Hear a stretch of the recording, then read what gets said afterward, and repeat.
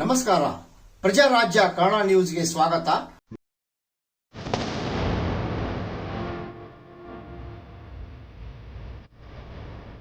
ಗೋಕಾಕ್ ಪಟ್ಟಣದಲ್ಲಿ ಭಾರಿ ಮಳೆ, ರಸ್ತೆ ಚರಂಡಿ ಹಳ್ಳದಂತಾದ ರಸ್ತೆಗಳು. ಚರಂಡಿಯಲ್ಲಿ ಕೊಚ್ಚಿ ಹೋದ ವ್ಯಕ್ತಿ. ಗೋಕಾಕ್ ಪಟ್ಟಣದಲ್ಲಿ ಭಾರಿ ಮಳೆ, ಚರಂಡಿ ರಸ್ತೆಗಳು ಹಳ್ಳದಂತೆ ನೀರು ಹರಿದುತ್ತಿದೆ. ಚರಂಡಿಯಲ್ಲಿ ಕೊಚ್ಚಿ ಹೋದ ವ್ಯಕ್ತಿ.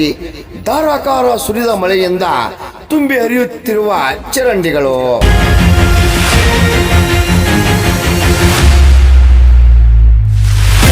ಕಾಶಪ್ಪ ಶಿರಟ್ಟಿ, ವಯಸ್ಸು 52, ಗೊಲ್ಲರ ಓಣಿಯ ನಿವಾಸಿ.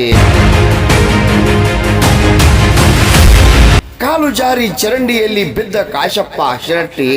ಪೊಲೀಸ್ ಇಲಾಖೆ ಮತ್ತು ನಗರಸಭೆ ಸಿಬ್ಬಂದಿಗಳಿಂದ ಹುಡುಕಾಟ. ಜೆಸಿಬಿಯಿಂದ ನಗರಸಭೆ ಅಧಿಕಾರಿಗಳಿಂದ ಹುಡುಕಾಟ. ರಾಮಗೌಡ ಪಾಟೀಲ್, ಪ್ರಜಾರಾಜ್ಯ ಕನ್ನಡ ನ್ಯೂಸ್, ಗೋಕಾಕ್.